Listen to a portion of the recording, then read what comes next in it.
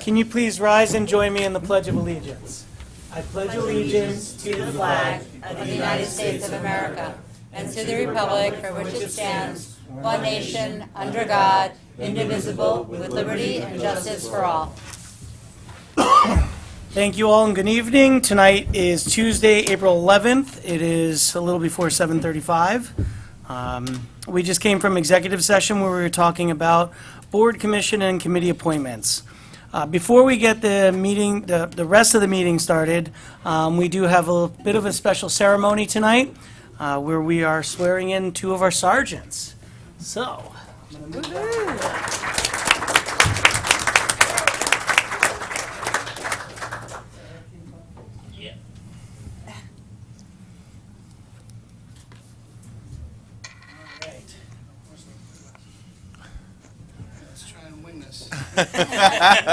All right, so even though we've already done. Yeah, that's all good. You raise your right hand, and I state your name. I, Eric Dangler, Do solemnly swear do solemnly swear that I will support the Constitution of the United States that I will support the Constitution of the United States and the Constitution of the State of New York, and the Constitution of the State of New York, and that I will faithfully discharge the duties of the office of Police Sergeant. and I will faithfully discharge the duties of the office of Police Sergeant. Congratulations. Thank you.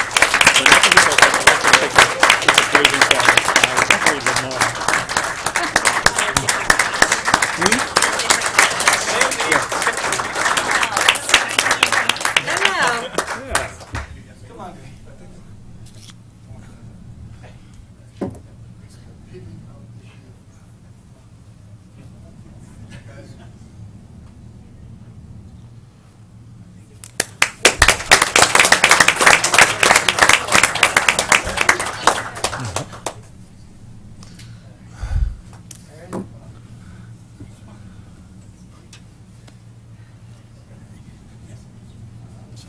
Right hand.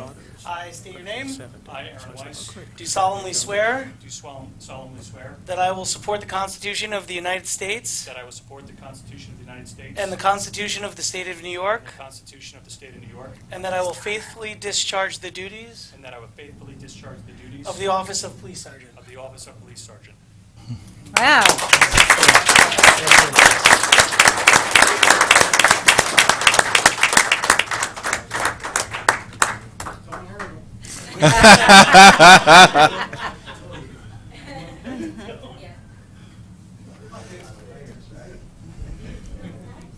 So cute. That's so cute, huh? So cute. They're so cute.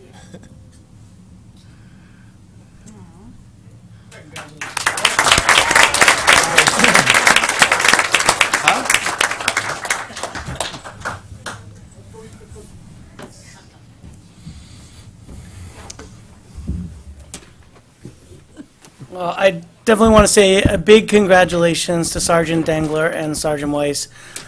Certainly deserved, and thank you for your service to the force and to the village of Rybrook.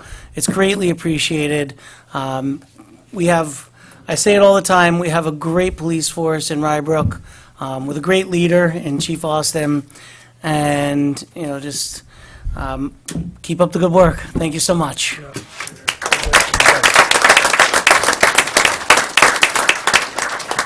And you're welcome to stay for the public hearings, or if you want to go enjoy your cookies and coffee, and I don't know if there's homework or... Good night, everybody. Take care. Good night. Bye. Good night. Congratulations. Boy, Oh, we lost something. Is that, oh, yeah, don't lose that. Boy, I really know how to clear out a room.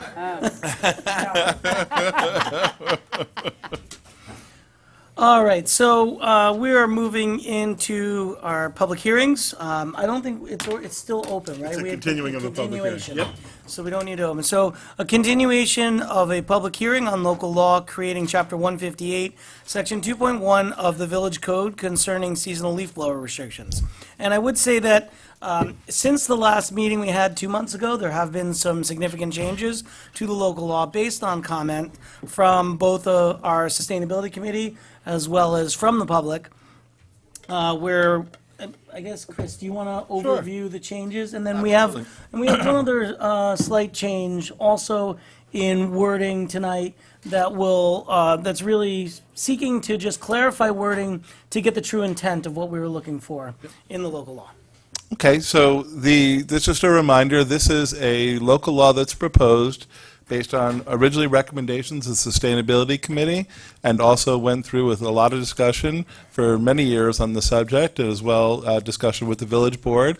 And as the mayor said, we held a public hearing in which there was, and also received a lot of comments, written comments that were submitted. And, you know, we're very transparent here. We like to put all the comments we received, we put on our website so everyone can see, you know, all the comments from the public, as well as watch any of the meetings where the comments were made.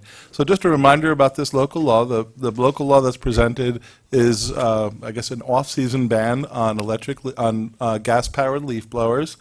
The ban would be in effect from May 1st till September 30th every year. And based on comments that were made at the next meeting, the ban would be for gas blowers only. You still could use electric blowers. One of the modifications is electric blowers, meaning either battery or plug-in could be used under the revised local law. Electric could be used year-round. So during that banned period, when you can't use a gas-powered leaf blower, you would be able to use electric. The other change that was made was that this would not take effect until May 1st of next year, so May 1st, 2024.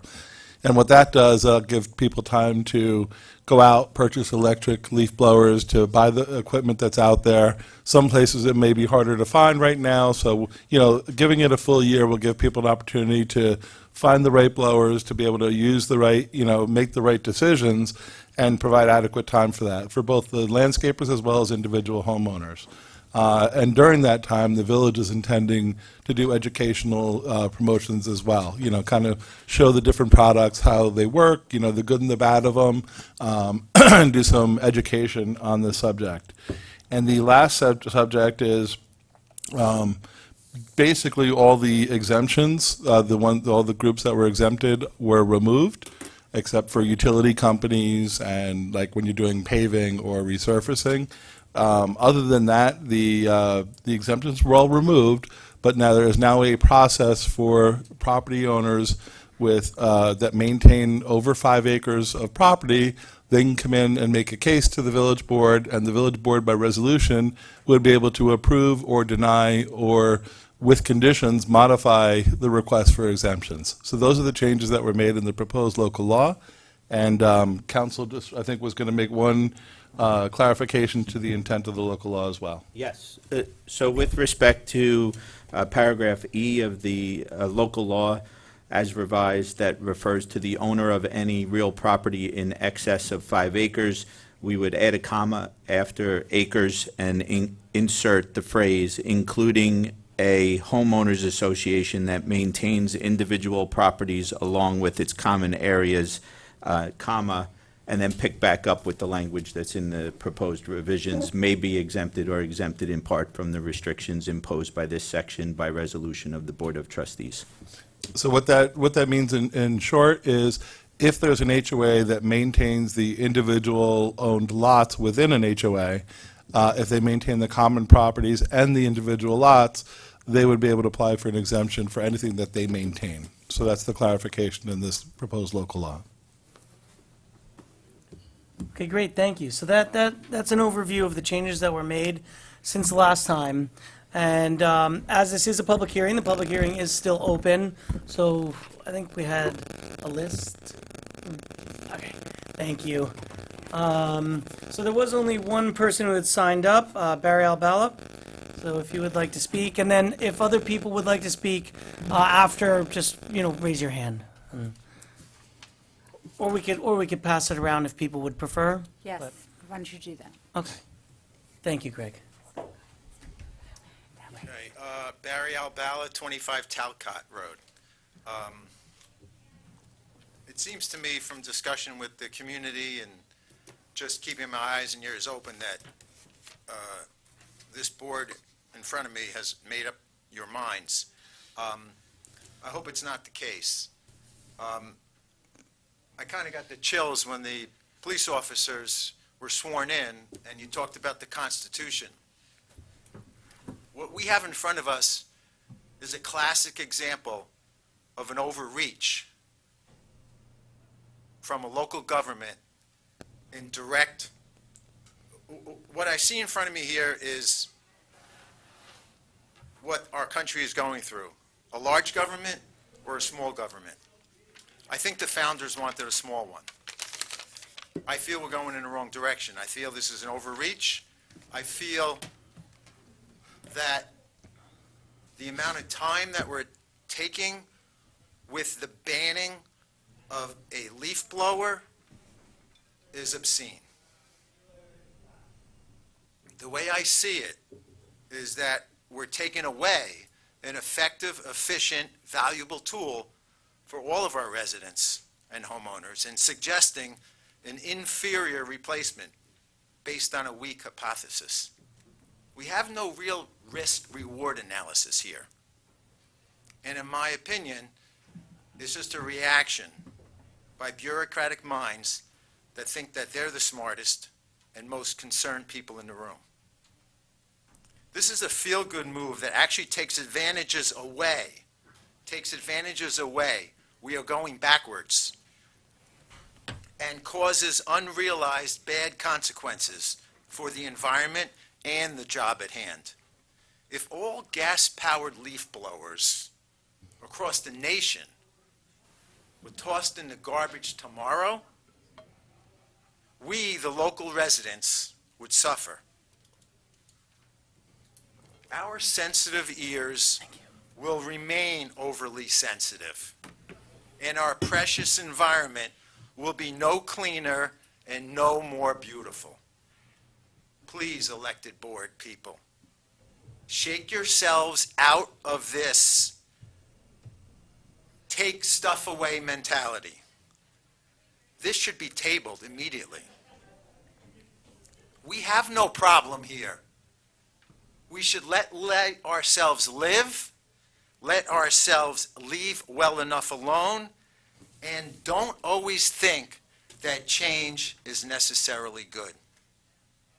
Some people say the power to legislate is the power to destroy.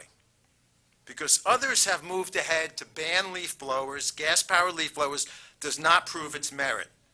My feeling is to make change only when necessary, and not if the issue is the flavor of the month.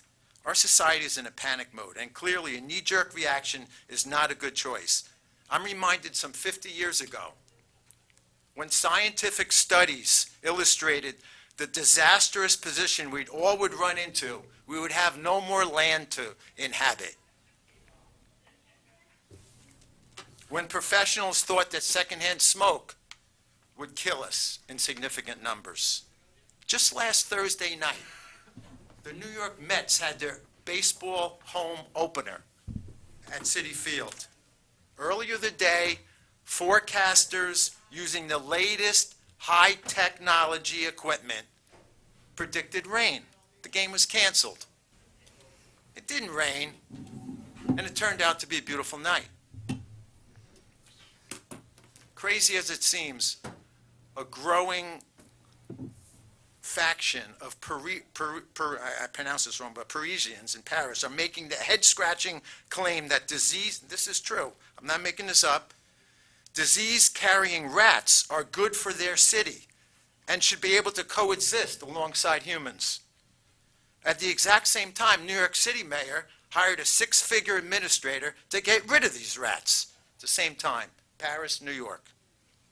In Europe, lawmakers are going to the mat for rats, with Paris council member Dusher Makovo arguing that the pests are actually vital in addressing the big city's waste issue.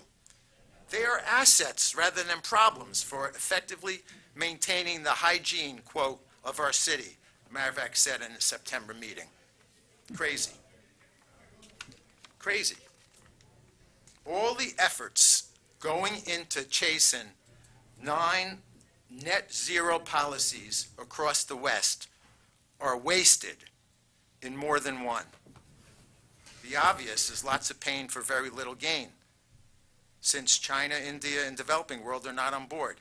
Green proponents are actually causing terrible problems, as in solar, a chief renewable generates waste 300 times as toxic as alternative energy sources, and do nothing to combat emissions. We are complicating things unnecessarily. Valuable minds in this room need to focus on other things.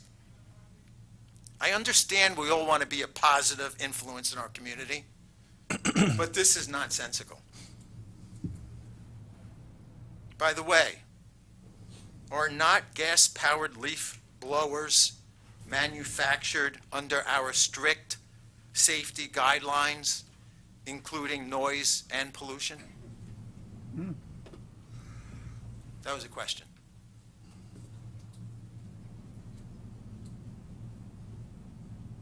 Anybody? Yeah, they are. They are, okay. Yeah. I thought so. Yeah.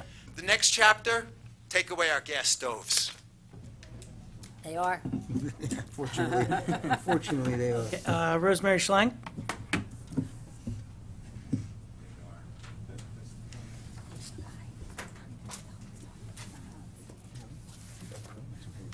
Shorter.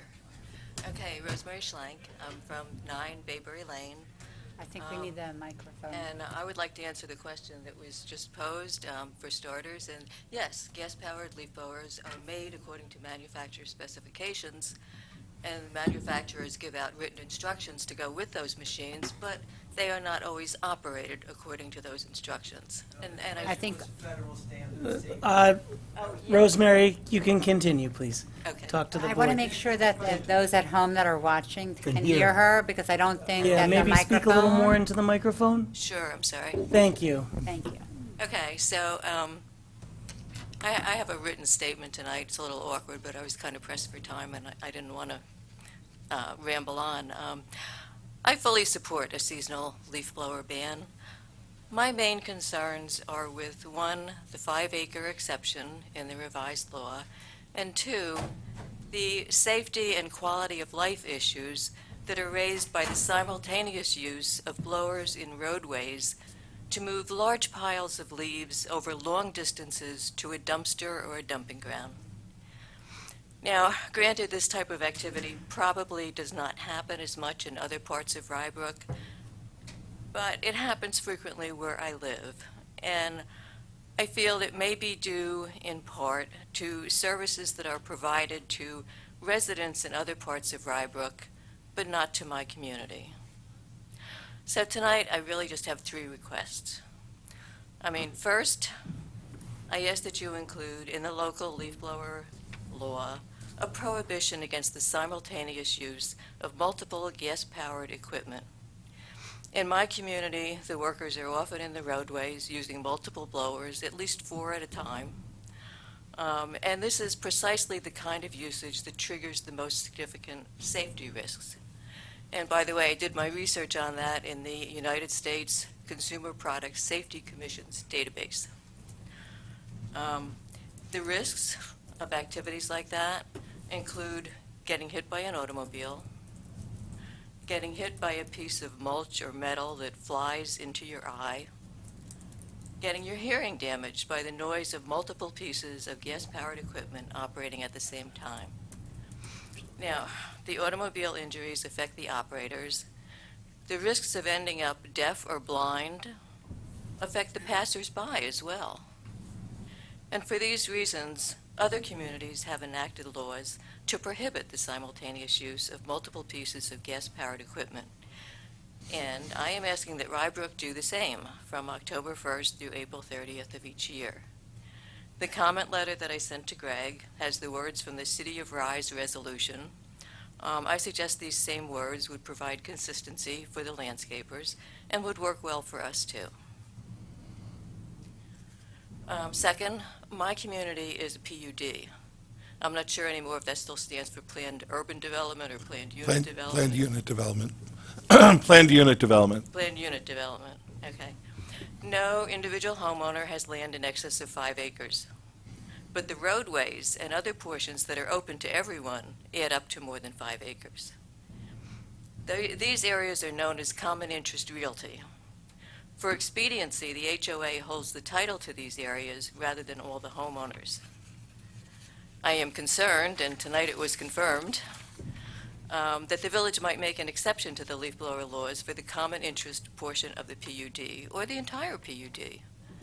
I feel that this would be unworkable and difficult to enforce because, after all, the main concern with leaf blowers is that the noise and pollution can cross over the property lines. They don't stay on the land where the blowers are operated. And this is especially problematic in a PUD like mine that has very small lot sizes and short setbacks. The common interest realty runs right through the property. It can be 5 feet from your door. So I would ask that you revise what was said tonight to say that the exception does not apply to PUDs like mine.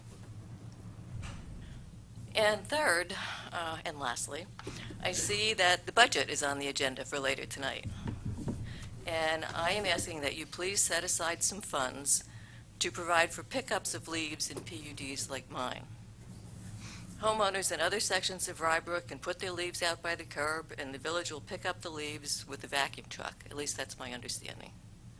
The village does not provide that service to my development. And to some extent, I can understand that. I mean, even though it leaves taxpayers in my development paying taxes for services that we do not receive. Now, we have been able to cope with this in the past, but now we have a new landscape crew. They blow all the leaves from the lawns into the roadways.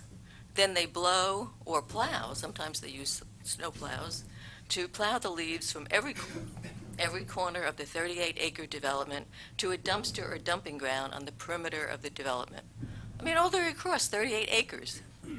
And this is why we have so many pieces of equipment operating simultaneously. This is why we have so many safety risks. So I am asking if the village could just set aside a little money in the budget to help us with this. I think there are a few options, and one option is to invest in smaller equipment to do the pickups from each house in developments like mine. I don't think it's all that expensive, but I could get the cost estimates. Another option is to negotiate a contract for more frequent pickups of bagged leaves. Each option would lessen the need to blow large piles of leaves through the roadways to dumpsters and dumping grounds, and it would provide equal rights, services, and protections, which is very important under the Constitution. Either option would be fine. I think the second one would be a little bit better because it would encourage people to mow and mulch. I mean, after all, it's a little bit of a hassle to put the leaves in a bag every couple of weeks, and so maybe you'd rather just mulch them into the ground. I understand that White Plains did an experiment like that, and they were able to cut their vacuuming costs by like 50%. I've not confirmed it with them, but it just, conceptually it seems like a good idea. So those are my 3 requests. No simultaneous use of multiple blowers, no exemptions for PUDs like mine, and no more need to do without the services that are provided to other taxpayers in Rybrook. So thank you for hearing me out. I appreciate your time. Thank you. Thank you. Right, and I would, and to Trustee Hyman's point, I would point out that what this does is it allows the PUD to, or the HOA, to apply for an exemption, but it's not automatically given. Thank you. So just as a clarification. Kate Briggs? There's no chance for the homeowners to voice their view. Right.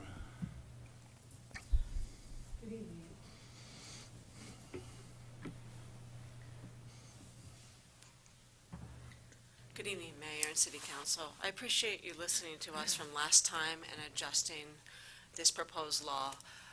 To address some of Rosemary and the other persons right off the bat real quick is,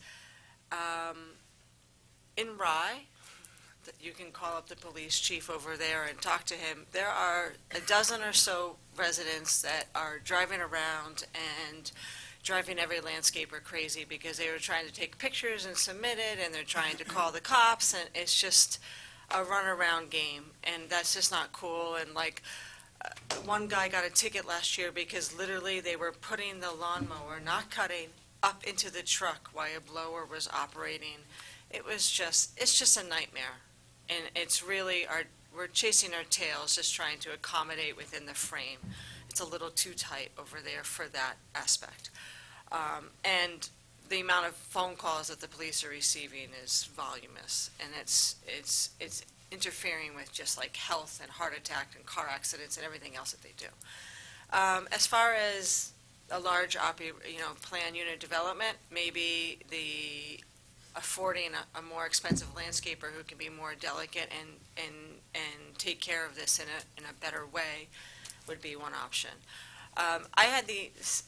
Next subject is I had the fortunate ability to use electric material for a couple days, and I appreciate the direction of this law because I found it to be cumbersome, time-consuming. I was a dog chasing my tail, and my guys were actually just working in the garden beds using non-tools, and I was flustered and running for batteries. It was also not as ergonomic, the equipment. It's not as ergonomic as our current equipment, and it was very evident just in the very little time I was using it. So being able to use this electric blower during the summertime for the small jobs and to clean up is very beneficial to keep our jobs and our job sites healthy and clean, to keep the DOT happy. I just wanted to inform you of this finding of myself. And lastly, I had one landscaper, two landscaper out of the hundreds I know don't have the same company equipment from head to toe. These batteries are, yes, usable within different machines, but it's only in the same line. All of our companies have multiple lines of equipment. We have like this type of weed whacker because it's really great. We have this type of lawnmower because this one's better in our certain situations. So all that battery would be extremely cumbersome, and we would be forced to use one equipment, one brand. Thank you very much for your time. I appreciate this going in. Chris, I just have one question.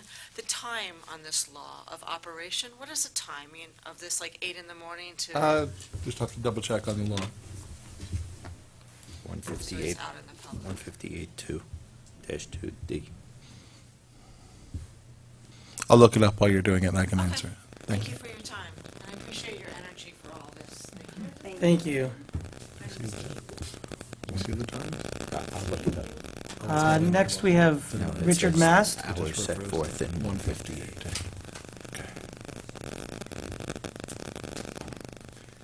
Good evening. My name is Richard Mast. I live at 6 Talcott Road, and I'm here speaking on behalf of the board of the Talcott Woods Homeowners Association. We have a letter that we presented last meeting, and we still stand by that position. However, I'd like to take a moment just to say thank you for your consideration on the exemption opportunity, and I just have a couple of quick questions on that. And you may not have the answers just yet, but the obvious question is, when can we apply? We are a homeowners association that is responsible for all 68 homeowner lots, as well as the common property. So when can we apply? Will there be very specific detail indicating what's allowed for an exemption, or is it just we apply because we are over 5 acres and we handle the entire property? And will this application have to be a recurring event, or once the exemption is given, we have it? It doesn't become an annual thing. And that's it. So, I mean, I'll leave most, I think I can partially answer that, and correct me if I'm wrong, but there's nothing in the local law that says when the application would occur, so it would just be after the local law takes effect if it's voted into law. And I think you hit on the specifics of owning over 5 acres and being responsible for the area within that. I mean, if I can comment. Yeah, please. I mean, the idea, I think, is to have some flexibility because different situations could lead to different considerations for the board. You know, we've heard at the public hearing, for instance, that some locations may have a multi-year contract that may not expire on May the 1st of next year. So that might be something a group may bring to the board saying, we have a fixed contract that goes to this period of time that says they can use gas-powered equipment. I'm making it up. So the board may say, okay, you have additional time to get to that if they granted that type of if they granted that type of an extension. Another one may be a group may say, or a commercial property may say, there's no electric equivalent for this type of use that we need, so the board may consider, all right, maybe it's intentionally meant to be flexible, so the board could say, well, you know, for instance, this portion of your property, you can use something else, or use the gas-powered, as an example, if there's no electric equivalent. But it gives the opportunity to kind of look at the situation, for the board to look at their situations and consider whether or not there should be either an exemption or an extension, depending on their situations. Okay, so when the law becomes a reality, you'll issue specific verbiage relative to what Guidelines, constitutes. but it's intended to be flexible, Okay, yeah, depending on the situation. thank you. And if I could address the time frame. So during the weekdays, this is under our code, weekdays it's 8 a.m. to 9 p.m., and weekends it's 9 a.m. to 9 p.m. Generous, thank you. Okay. All right, Jerry D. Pietro?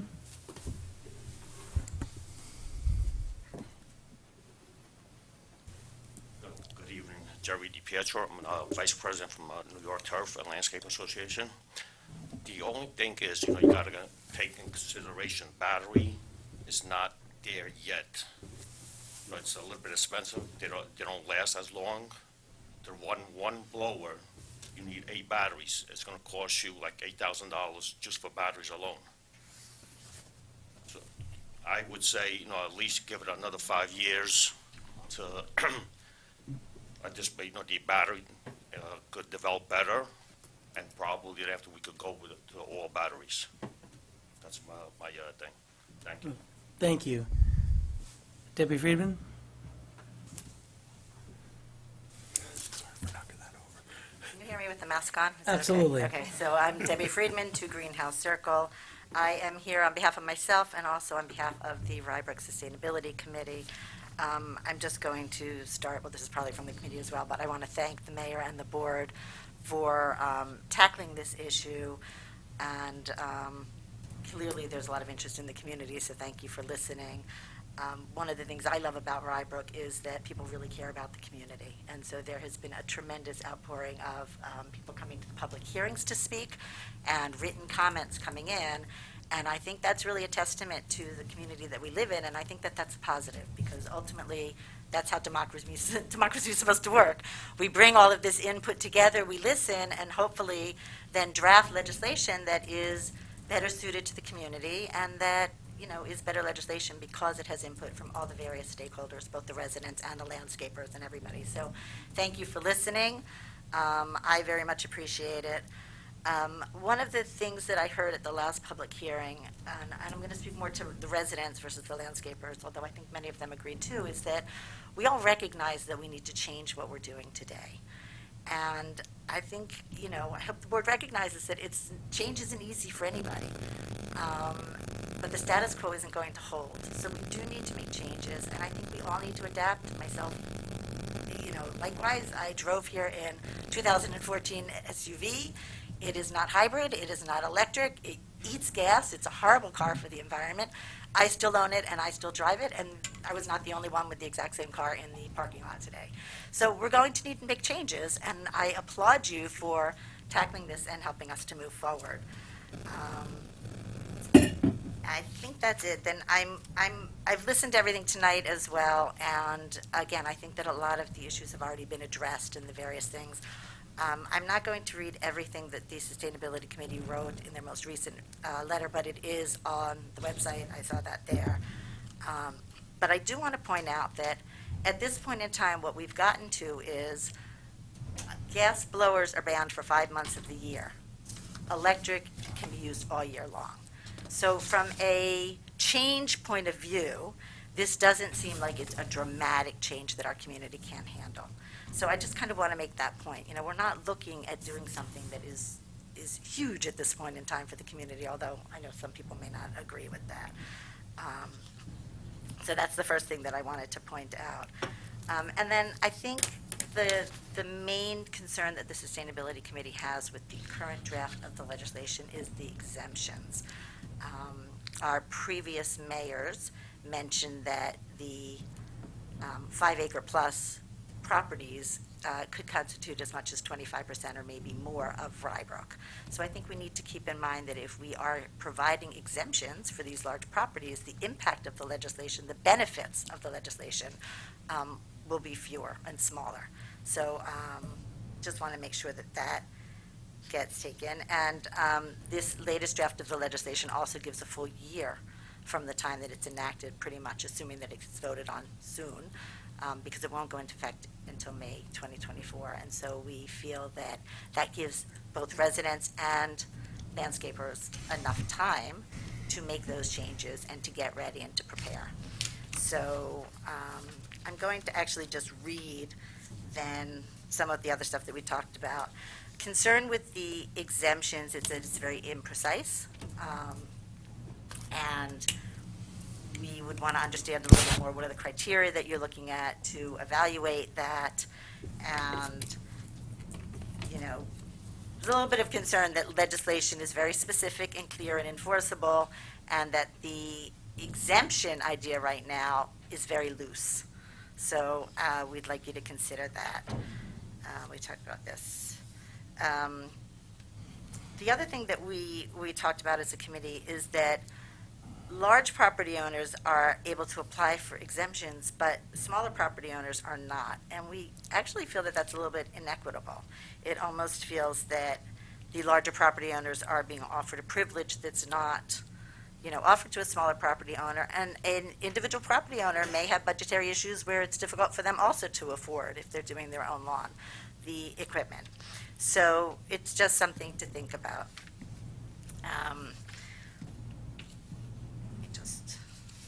Go through. I think that's pretty much it. It was really with the exemptions that we had concerns and how that's going to operate. And based on Chris's comment that he just made tonight, I would encourage you, if you are going to make exemptions, that those would be perhaps extensions to give people more time to comply with the new legislation, assuming that the legislation gets passed, as opposed to exemptions that last indefinitely. And I think that's it. Thank you very much for listening. We appreciate all the work that you're doing on this. Thank you. Thank you. Thank you. There's no one else on the list, but would anyone else like to talk? Please.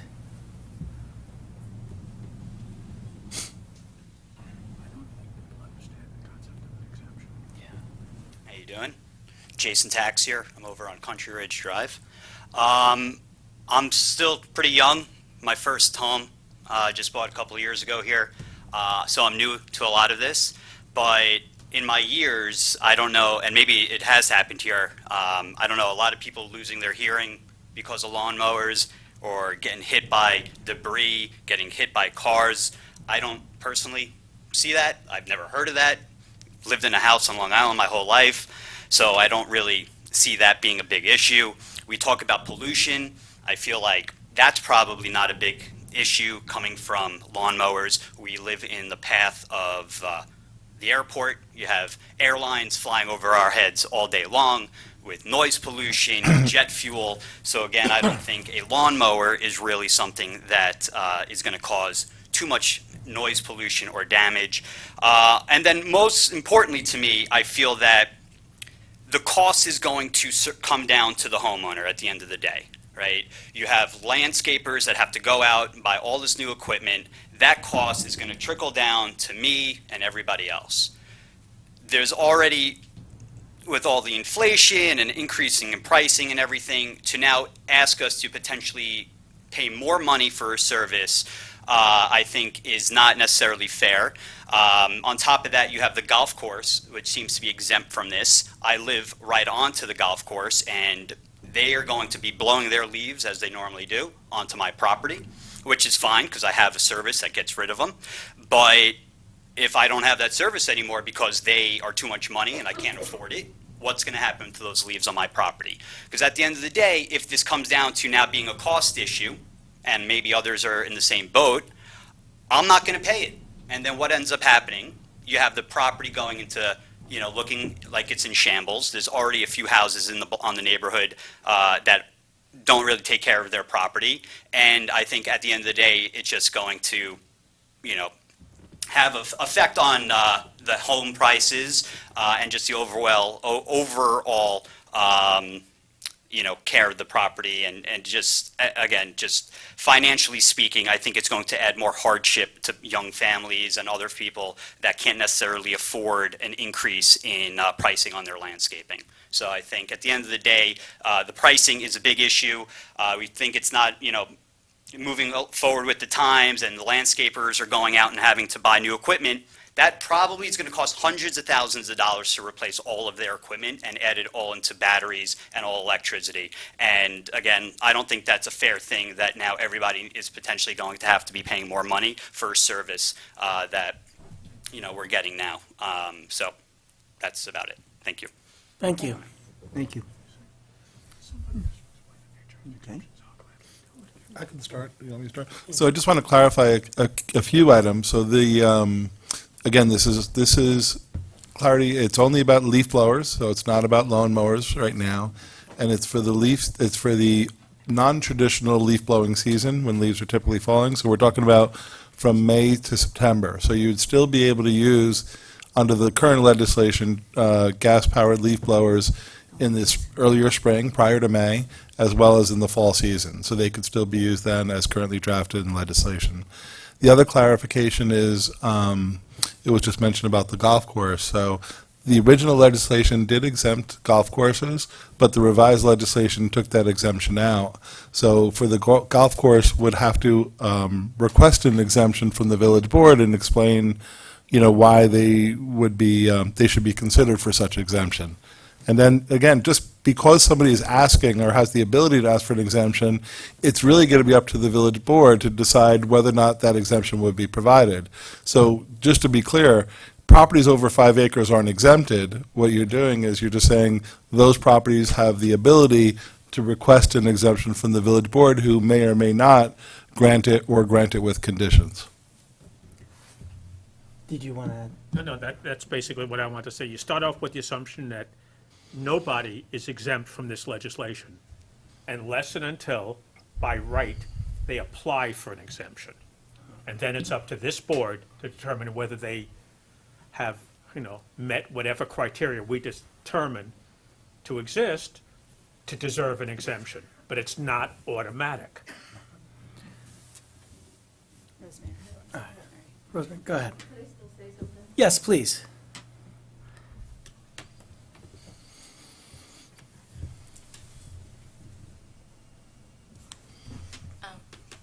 I just wanted to add that I understand that it's not automatic, but what I started to say is there's no hearing, there's no way for the people who are affected by this to provide input. And I think it really would be good if you could provide that. And also, on the hearing, where I live in my PUD, a lot of people were complaining about the airplanes. People thought the airplanes were too loud. And so what we did was we installed a portable noise monitor. The airport set it up for us. And we tracked all the loud noises to find out which airplanes were called. It uses radar, you can find out exactly which aircraft is doing it. And what we found out was that we really don't have much of a problem with aircraft noise. We have a problem with landscape noise. That's what it came out and said. We had noises. Some villages, some municipalities will try to limit noise to 55 or 65 decibels and say anything over that is loud. We had noises as loud as 124.8 decibels. That's loud enough to cause hearing damage instantaneously. So I think you need to have some of that information before, as a board, you make a decision. And if there just is a way that we could provide some input, that would be very helpful. Okay, thanks. Thank you. Any other comments from the public? Yeah. Yeah, they would be. Yeah, they would be. So I just want to start off, I mean, now I'm going to open it up to board comment. Before I do, it's interesting sitting up here, and I think this is one of the first, I've been on the board for 10 years, and every once in a while something comes up that there truly is a difference of opinion on this board, and I think we're the better for it.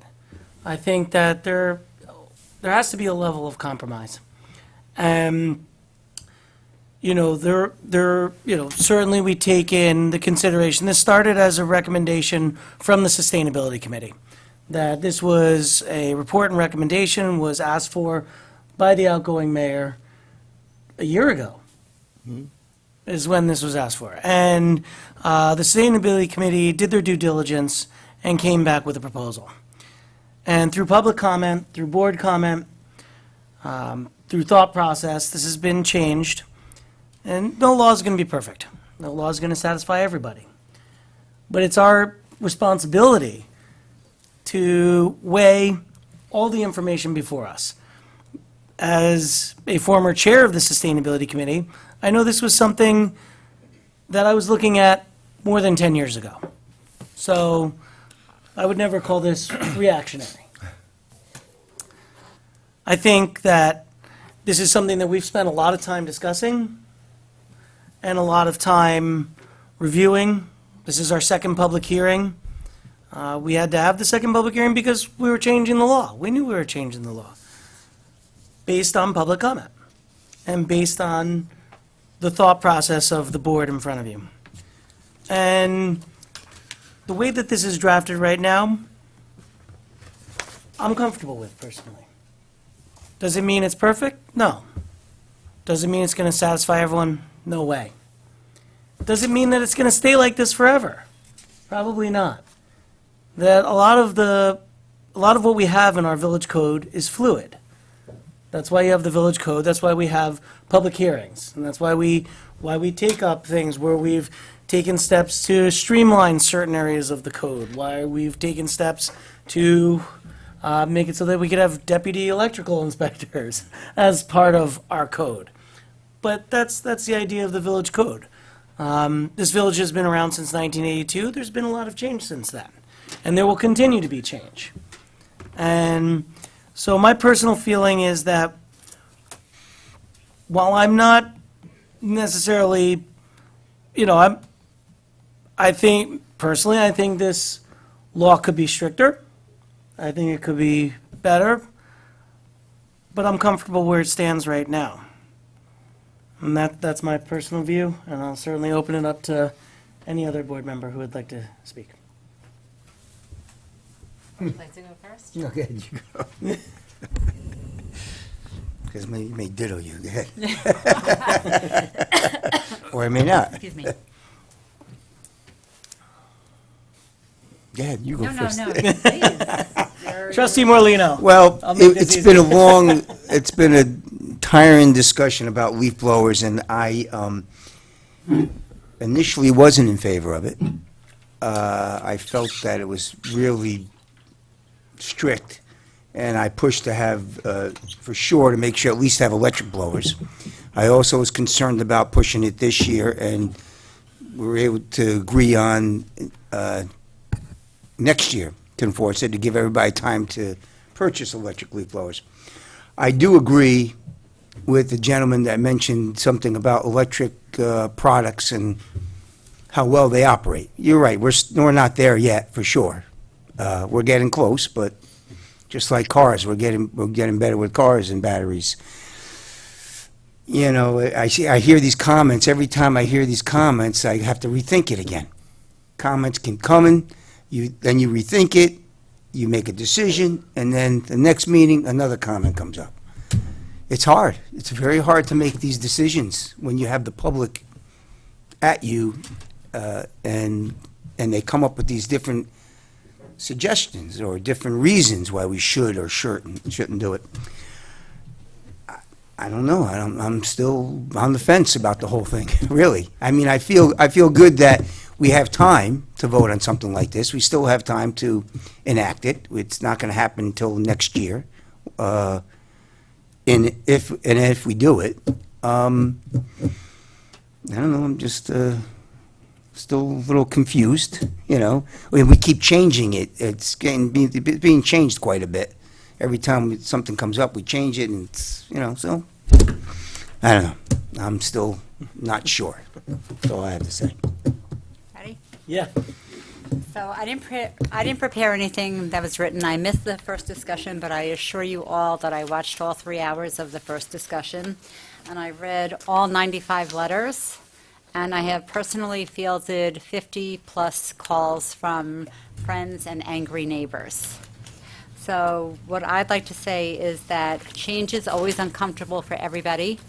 I think that this is something that we've had to think about for a while. I think that each of us follows any kind of sustainability issue on our own time frame, whether it be embracing using plastic bottles or using ones that you can just wash and reuse, straws, etc.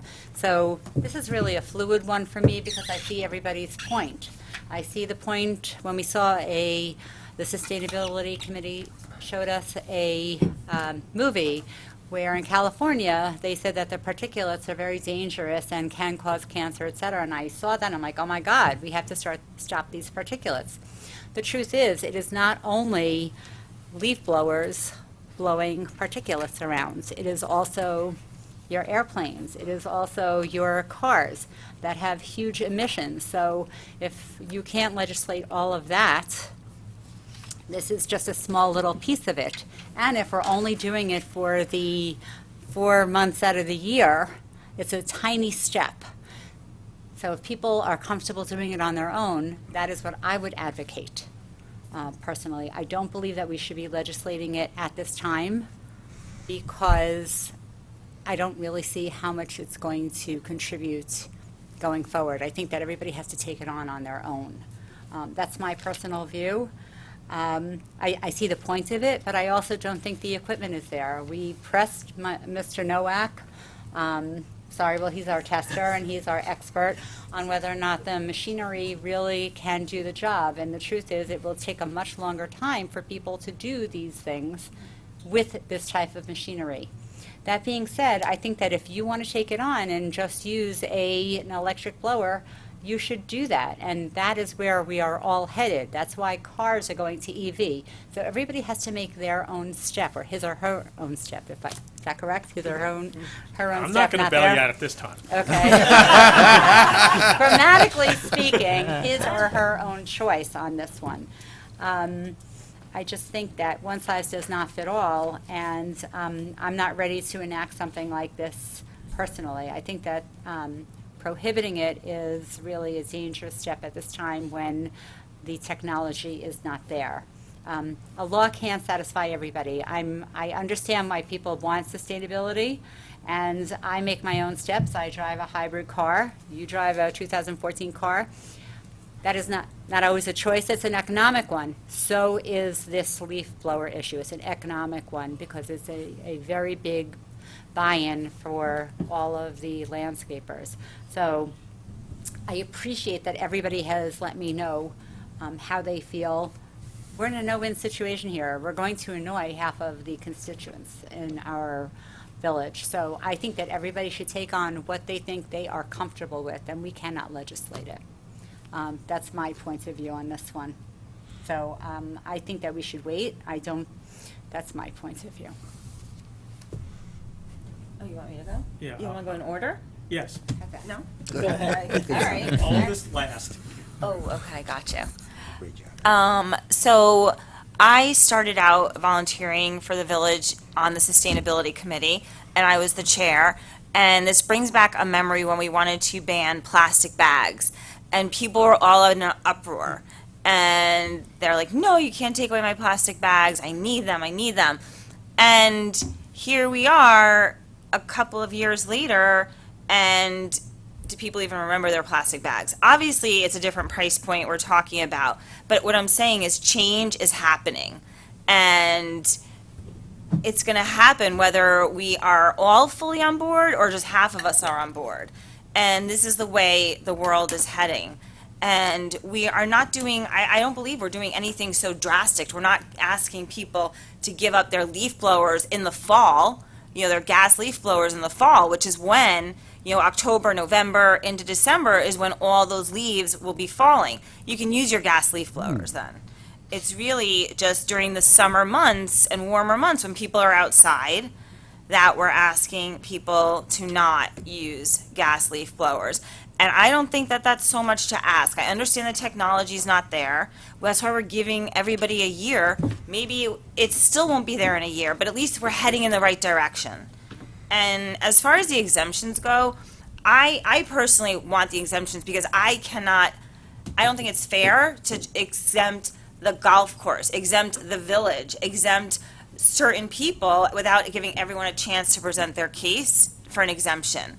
So I feel like it has to be fair. So I do support this, but I do believe that we do have to have these exemptions to be fair to everyone. I'm the oldest, so I get. He gets to go. I'd like to address a couple of things. To the person on Country Ridge who defined himself as a young man, Yeah, you may need to. oh, okay.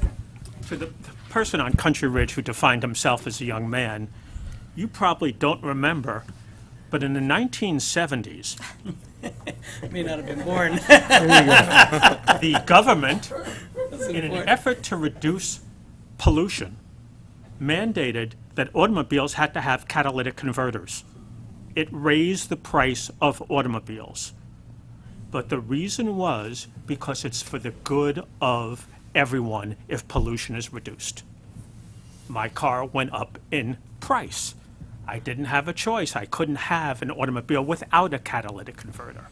Was it a perfect solution? No. Automobiles still pollute mightily, but it made things a little bit better. In my opinion, this legislation is, as the mayor pointed out, imperfect. There probably is no perfect legislation. All we can try to do as a board is try to make things a little bit better. I can't guarantee you're going to notice an improvement. I can't guarantee that suddenly everybody's health is going to be wonderful. But we can try. And I understand that it's burdensome to have costs go up.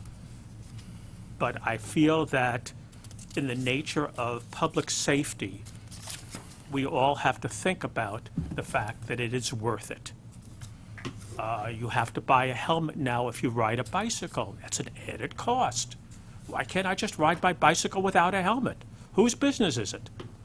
But bottom line is you have to buy a helmet. You don't have a choice. And so we don't live in a country where we can do whatever we want whenever we want it. We have a society of laws. We are attempting here to enact a law. We hope that it will have positive benefits. That's all we're trying to do. We're not trying to punish anybody. Thank you. Thank you. So, I think we've been around this quite a bit. Yeah. So I think the next step is to close the public hearing. So can I have a motion and second, please, to close the public hearing? So moved. Second. And again, this is just to close the public hearing. Yeah. I know. I don't want to close it. I don't want to close that. Trustee Epstein? No. Okay. Trustee Fisher? Yes. Trustee Heiser? Yes. Trustee Morlino, No. Mayor Klein? Yes. So, Chris, can we move into resolution, please? Sure. Okay, considering adopting a local law to amend Chapter 158, Section 2.1 of the Village Code of the Village of Rybrook concerning seasonal leaf blower restrictions. Whereas the Village of Rybrook Board of Trustees desires to establish seasonal limitations on the use of leaf blowers in the Village of Rybrook to prohibit the use of leaf blowers in the village from May 1st through and including September 30th of each year. And whereas the proposed local law was introduced at the January 24th, 2023 meeting of the board to create this chapter of the code concerning leaf blower restrictions. And whereas the main purpose of the proposed legislation is to control dust pollution, eliminate health hazards, minimize noise pollution, and reduce the negative impacts on soil nutrient retention and wildlife habits which results in the use of leaf blowers. And whereas the Board of Trustees held a duly noticed public hearing on the proposed local law on February 28th, at which time, and also kept the public hearing until April 11th, 2023, at which time all those interested had an opportunity to be heard.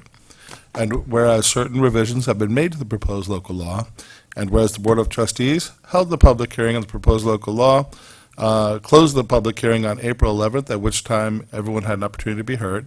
And whereas the proposed action is an unlisted action pursuant to seeker, and whereas the Board of Trustees is fully familiar with the proposed local law, now therefore be resolved that the Board of Trustees of the Village of Rybrook, in accordance with seeker and upon review of the short environmental assessment form and all of the materials prepared, hereby adopts the attached negative declaration for the proposed local law, finding that the adoption of the local law will not result in any significant adverse environmental impacts.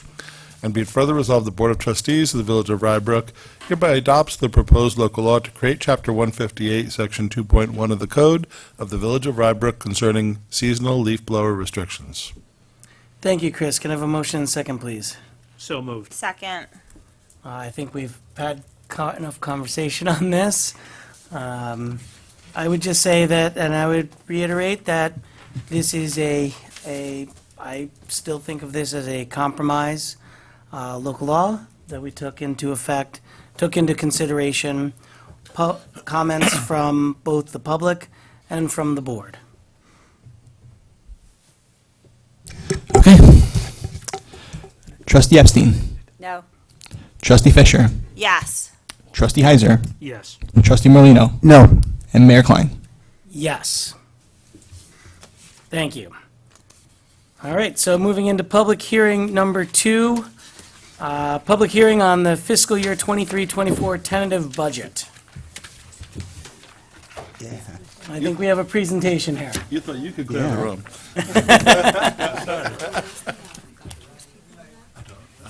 Good night.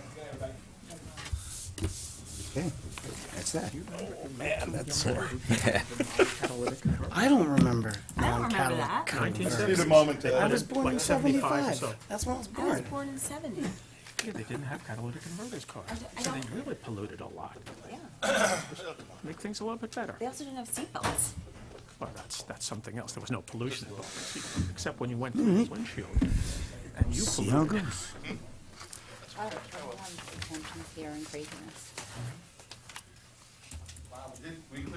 We definitely cleared the room. Maybe we should have done the budget first.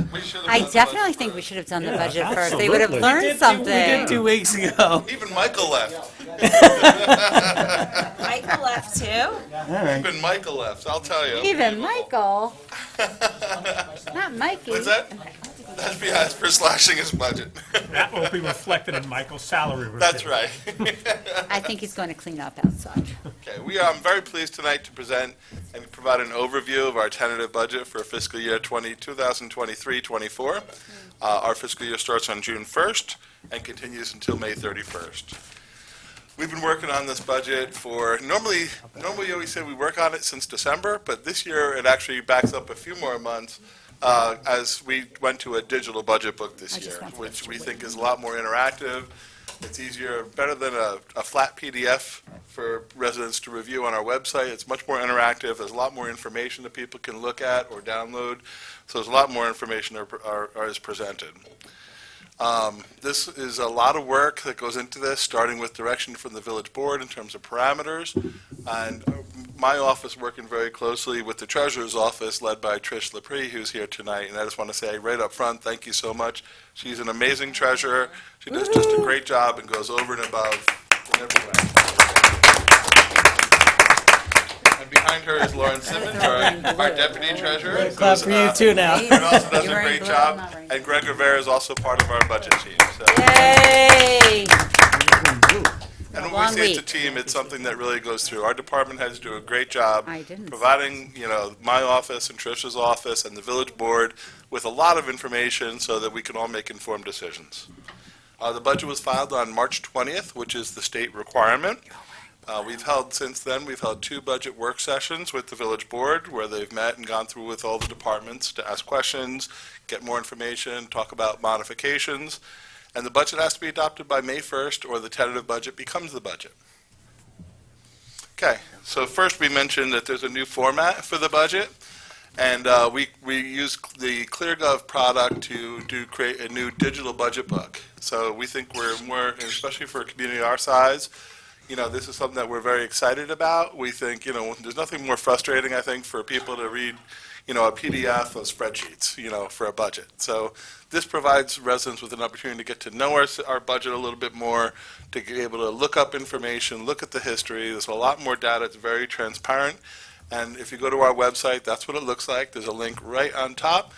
And on the main section, you can go to any of the tabs and pull down menus, and you can look at any section of the budget and the attachments, and it drives down to great detail.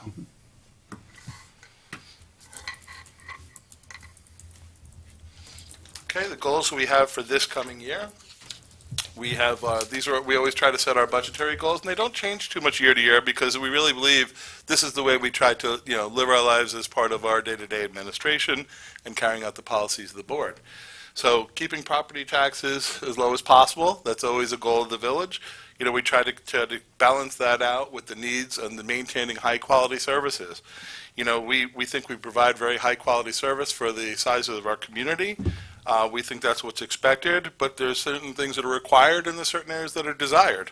And trying to find that Rybrook difference, what makes Rybrook special in providing the services that the residents want, is that delicate balance we try to do while we maintain, tax increases that are hopefully very reasonable and looked at a good value for living in the community.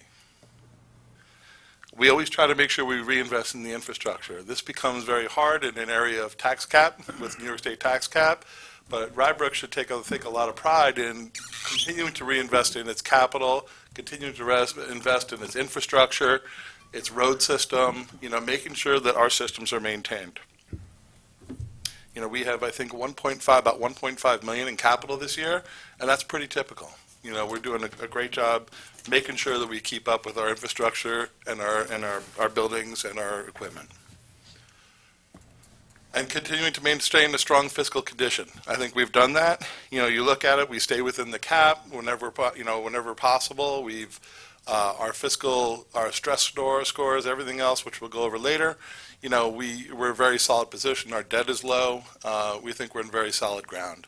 So those are our four main goals as we go through and we review the budget. That's what we try to do. Again, we are under the tax cap again for the 11th out of 12 years. We think we have a lean but mighty staff.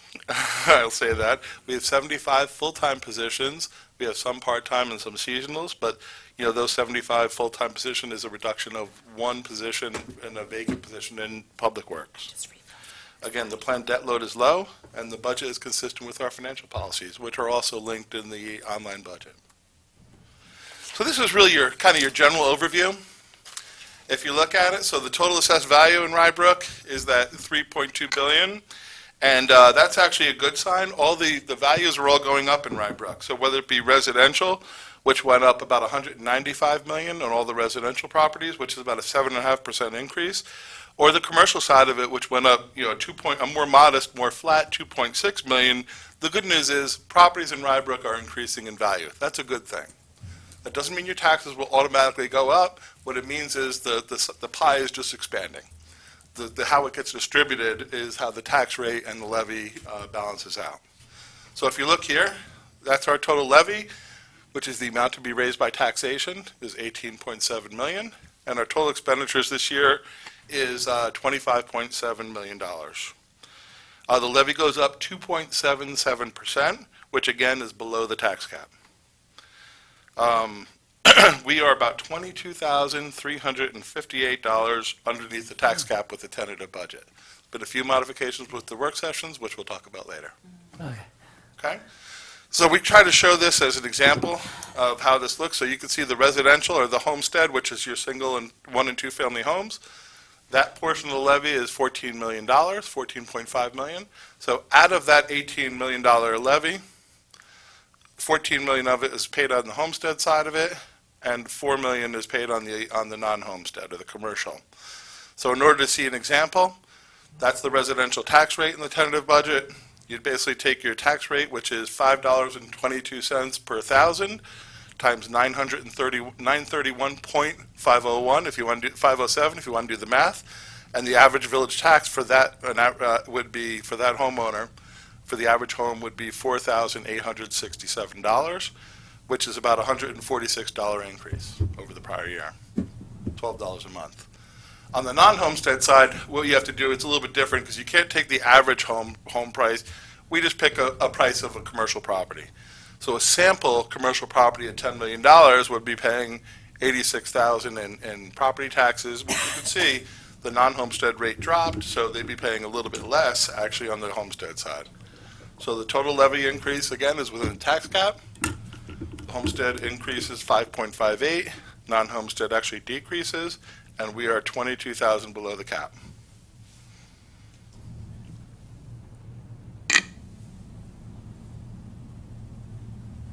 Okay, so this slide is very simply just trying to show you how shows how homestead still helps the residential properties.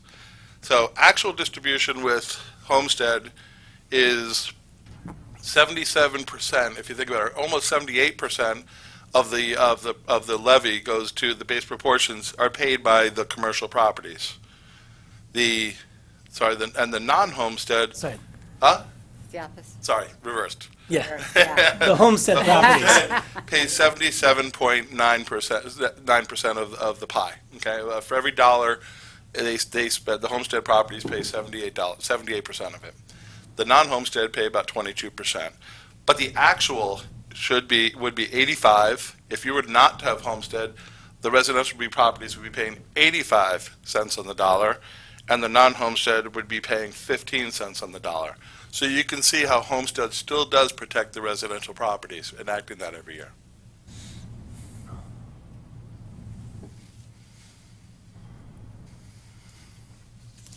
Okay, these are shows you the tax rates in the past decade. Perfect world, you'd want to see the green line and the blue line merging to the red, because that's the blended tax rate, and that's what you hope for. You hope that those kind of get closer together. So right now you can see the non-homestead tax rate is still much higher than the than the homestead rate. So you can see the commercial values are still, the tax rate for the commercial values are still much higher.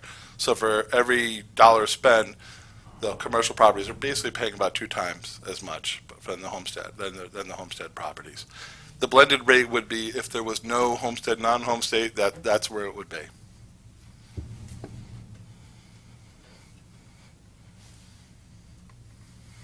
Okay, bottom line for people, how do I know how much my taxes are changing? I do this slide every year because it's the simplest way. You have to at least pull out your tax bills from last year and look at your assessed values, because everything is fluid. Your tax rates will just because your tax rate goes up or down doesn't mean you're going to be paying more or less taxes. What it means is, your question is, are you going up or down compared to how everybody else in the village is doing? That'll be a better indicator. So the only way to really know how much your taxes will change is very straightforward.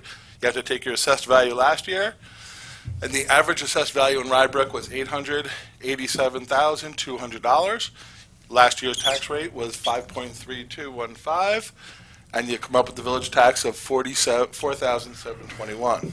You take it this year off the tentative budget, you can see the values went up, so it's $931,000.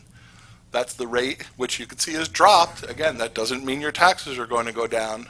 You take the current rate, because the value is higher, the rates will drop, and that would be paying $4,867, which is that $146.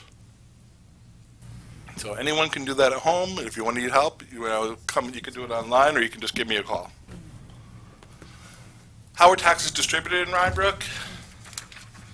So the village basically is between 19 and 23% of the pie. So either 19 cents on the dollar or 23 cents on the dollar, depending on the school district. You can see the largest is the school districts. In the Blindbrook School District, it's 66% of the pie, and Portchester, it's about 58. Properties are a little bit different too. The average AV, or this average assessed value in Blindbrook, is just over $1 million, and the average resident in Portchester is average home is $625,000. So again, it depends on where you are, it depends on your different taxes. There's 4 different areas. It's what you pay in village tax, what you pay in town tax, what you pay in county tax, and the county tax, and also the school district. But the county tax, remember, is there's a general tax amount. There's also an amount depending on which sewer district you're in, and we have 2 different sewer districts. And it also depends on which, and you also have to add the solid waste tax. So you have to combine those into the county tax.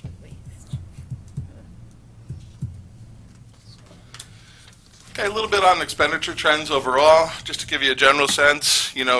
All this adds up to the 24 million that 24.5 million in total expenditures. You see they're mostly slow but steady increases. Not surprisingly, personnel is going to be our highest cost. What is government? We're basically people providing services. So that's going to be the highest amount. That's about 9.5 million. The benefits for them, which is the blue line, is about 6.6 million.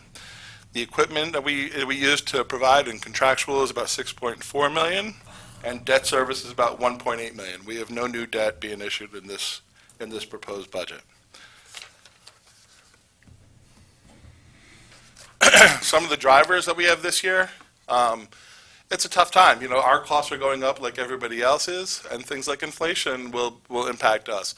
How are people reinvesting in their homes? Is mortgage tax, if mortgage is going, if the interest rates are going up, that means people may or may not do as much construction. That will impact how much we get in our building fees. So all these things do impact us, as well as for the purchases and supplies of the supplies that we use, equipment and supplies.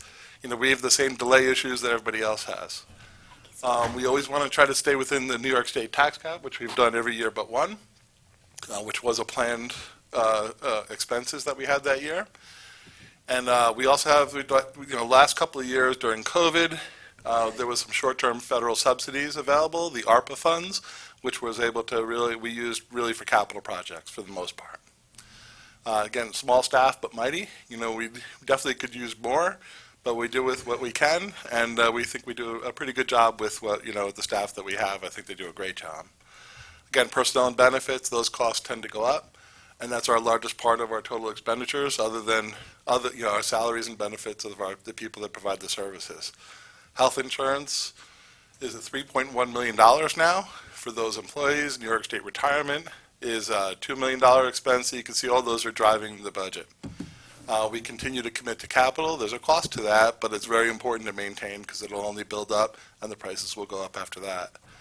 Development impacts is another thing currently driving our budget. Right now, having dormant properties at Doral and for the most part the Hilton is not good for us, so we're hoping that some change will occur there.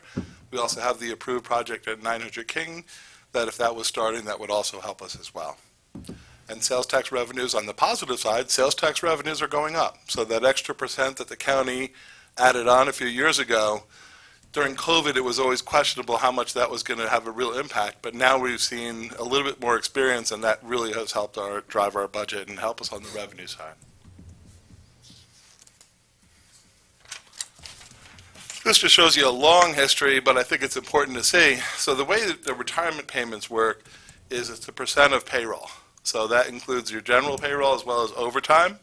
So basically, right now, the total cost you can see used to be much lower. It used to be, see right here, at one point we were paying like $15,000. Now it's like over what, was it, Trish, about $2 billion? And yeah, over $2 million in retirement cost. So you can see what the state then did is they implemented a minimum threshold. So you'll never see this, which really did hurt at one point in time, kind of stabilize the numbers. So right now, about 15 cents on the dollars for the employee system goes towards retirement, and about 30 cents on the dollar for the police and fire. So every dollar that are paid, or the employees or the police and fire, it's 15 cents or 30 cents depending on which retirement system. And the minimum threshold, just so you know, is it's always going to be at least a 4.5% increase. Okay, on the revenue side, these are some of the drivers on the revenue trends. You can see a little bit, you can see the sales tax. That's been a big plus for us. You can see how that, you have your COVID years too, but basically when that extra percent, you're seeing some real peaks now on what we're getting out of our portion of sales tax. And it is a portion. We get a distribution of most of the most of the municipalities in Westchester County, unless they do some of the larger cities have their own sales tax, like Mount Vernon, White Plains, Yonkers, they have their own sales tax. They add on the extra percent. The rest of it is, we all get the benefit of each other's, what is collected for sales tax. We all get a distribution of all the rest of the municipalities in the county. What does that depend upon? How do they do that? They, what's the factor? Yes. Do you know how that's distributed, Trish?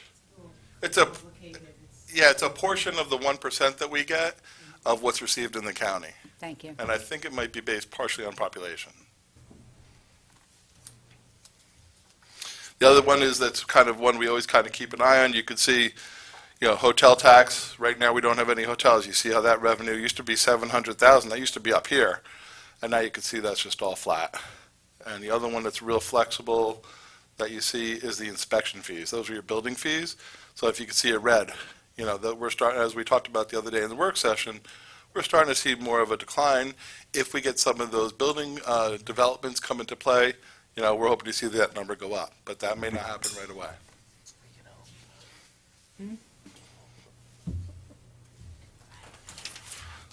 Again, this is also just a quick slide to show how we try to keep our taxes as low as possible. We try to stay below the tax cap. Those lines are so close you can barely see that there's two lines there.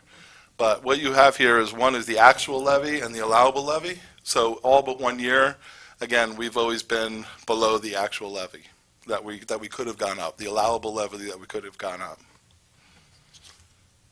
Again, this year it's $22,358 below the allowable. Okay, so just we kind of highlight a little bit. Second goal was maintaining quality services. This is just a couple of quick items on each department. There's a lot more behind each one, but we just want to highlight some of the things we're doing. In our village offices, we talked about we're going to be implementing a new online permit process. We think it'll be easier for the residents to navigate, to be able to do things online, to make payments online for those permits. That's something that'll be in the building department, but also all the other departments as well. We should continue with our fiscal transparency products. We need to fill some vacant positions, but there's a lot of work that gets pushed out of all our village offices. So let's just highlight some of the new things. By the way, that's Sean McKenna, who's one of our newer officers in the picture. And police services, as we know, they're installing the new MTA communication system. That's a long, hard process for the police department to do.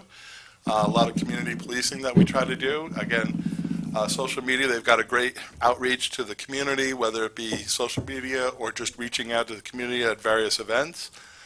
Maintaining our accreditation. We do have some vacancies and some anticipated vacancies. And we have a police contract that's up. That's the only contract. All contracts are currently negotiated. The police contract, though, does expire June 1st, so we're starting negotiations on that now. Fire department, we continue with a really good training program. That's our new ladder, by the way. We do a lot of community outreach, whether it be the babysitting services that we do, trying to provide education for kids, or the various events we do for fire extinguisher training and all types of stuff to reach out to the community and get involved at events. They work closely with Portchester Fire Department. We do a lot of more collaboration with both Portchester and the City of Rye now. And we have a new fire contract that has to be negotiated for June 1st as well. Okay, Public Works and Parks, definitely another high energy crew. I love that picture. Isn't that a great picture? Oh, Michael's holding up his thumb back there. So yeah, and that's an example of how we reach out. These are the events that they've done at some of the preschools and other events to reach out to the community and kind of show a little bit about these types of what they're doing in the community and how we help maintain and keep people safe. So road resurfacing, our aging fleet, our sewer system, which there's a lot of work right now, a lot of requirements for maintaining those systems. They also maintain the parks. We're going to be doing electric now in the parks, like we've talked about. For the residents are going to be requiring, we want to lead the way as well. The extension, they're an extension of emergency services, and I think people don't always remember that, but they're really the backbone and there to be there and support and be active and part of that emergency response for storms and events that really are part of that emergency service system. We are eliminating one needed vacant labor position. If things change on revenue side, we may come to the board and ask that that be reconsidered and modify the budget, but right now, we're going to do with what we have. EMS, this is a system that's been struggling in recent years. Our response times in our Portchester, Rybrook EMS is fantastic still, but they've had a lot of burdens there in terms of working long hours with limited staff and a lot of recruitment retention issues. So we've created a system of a multi-year plan for recruitment retention, which seems to be helping. Also expanding some of the overnight coverage to make sure we have it. We're going to be considering the district option, which that study recommended to look at, and also trying to support in general this emergency service.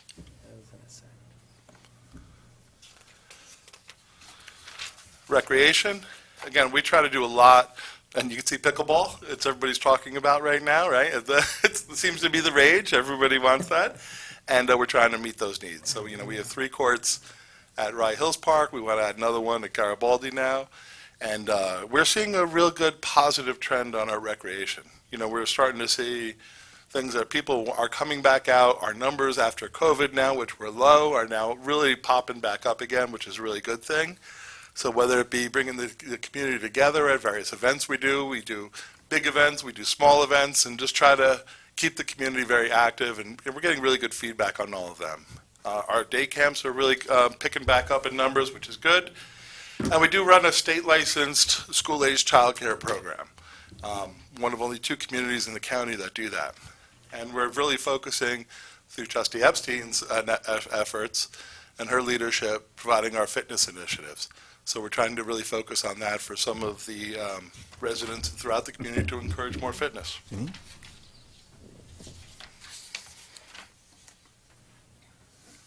Sustainability, another very active group, and Greg Rivera, my assistant, works very closely with them, as well as several of the board members.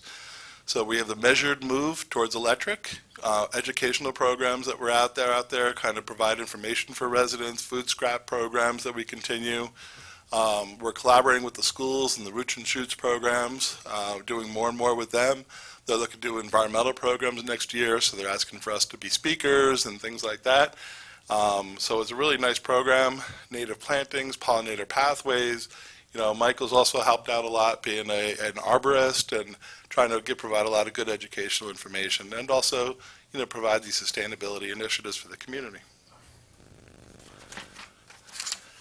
That's I love this picture.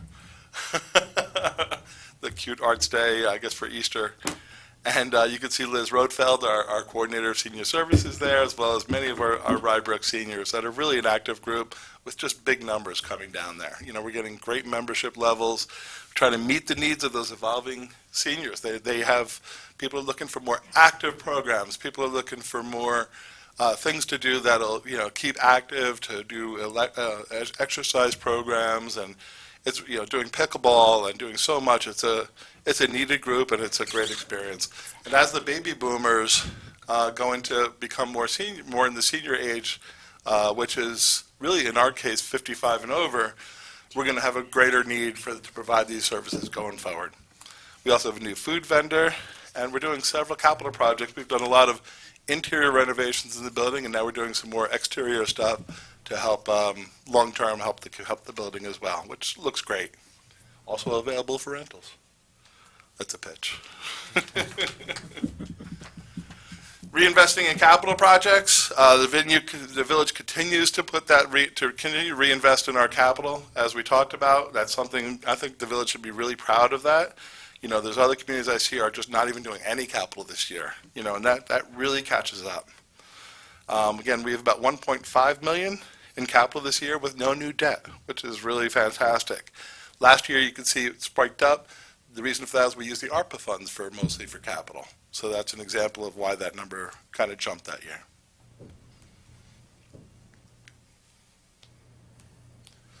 So this is the capital projects that we have this year coming up that are identified in the tentative budget. So you can see we always put in $500,000 for road resurfacing. We have our sanitary sewer work, which is very expensive but very needed. These are, you can see, in a declining order of cost. You can also see how it's being funded. So we have a capital fund balance, which is money designated for capital. We have some grants that are out there, the remaining ARPA funds, and CHIPS, which is Consolidated Highway Improvement Funds. This is just a summary of how we use the American Rescue Act funds. So you can see we received a total of $976,000. We did a retention, an incentive for COVID. We did paid for a dump truck and these capital projects last year, and there was some money returned because it wasn't all used for the incentive program. And this is what was remaining, and that's what's used towards, going backwards, that's the 128 right there. So that money's gone, that won't have anything new, but you also have to make use of the funds and report it, and it has to all be used within a certain time frame. So, last goal that we want to just touch on is how we're doing financially. We're in a very strong position. New York State fiscal stress monitor actually dropped this year. Our score is 3.3.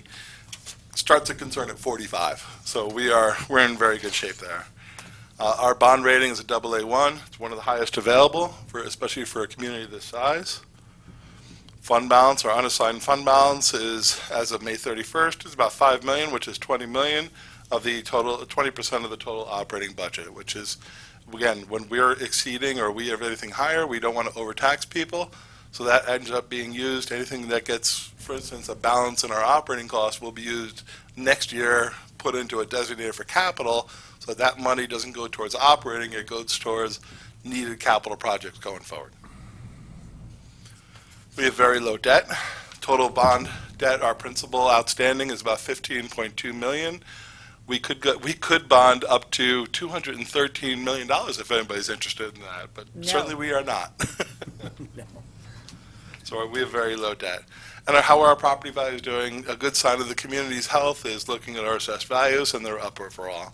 So again, we went up, total values in the community went up about almost $200 million.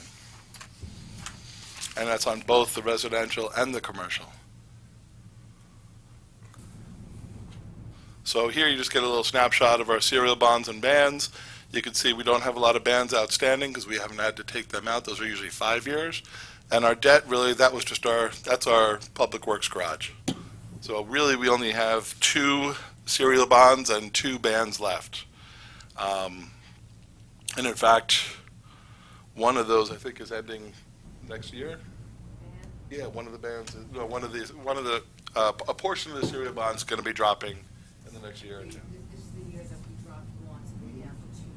And then one of the payments will drop off on part of that serial bond.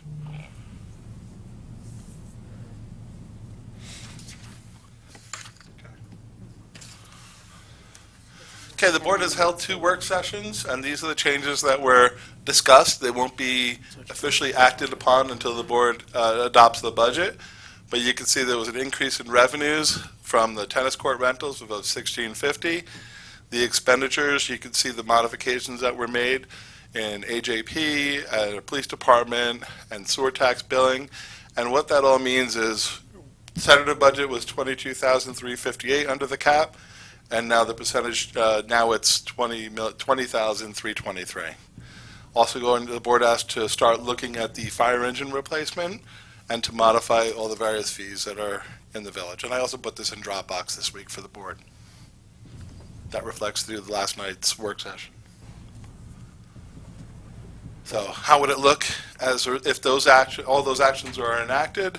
The tax levy would change a little bit.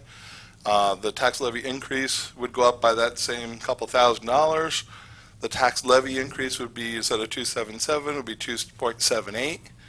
You can see the very slight difference in the homestead and non-homestead tax levy, and those are the amounts. This is the amount right here that you'd be under the cap.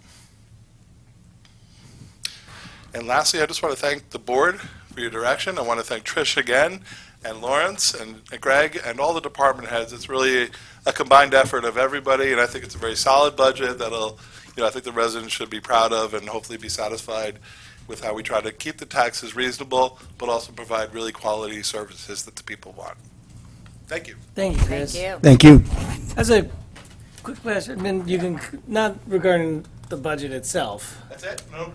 Well, no, I'm just curious, because this is actually on the public hearing section of this. Were we supposed to have opened a public hearing? So the idea is, Or are you I'm just providing giving the an overview of the presentation and then we tentative open it budget, next so all time? the public could comment on Right. the hearing. So now it would be appropriate to open the hearing, so that then you could take comments on anything that's been discussed about the tentative budget. All right, and then we close it at our next meeting, and, You actually should close it tonight. If you don't close it tonight, it has to be closed by, April. has to be closed by a certain date, otherwise, so you Okay. have to almost meet again otherwise. All right, do I have a So you motion? should close the hearing. Do I have a motion and second to open the public hearing? So moved. Second.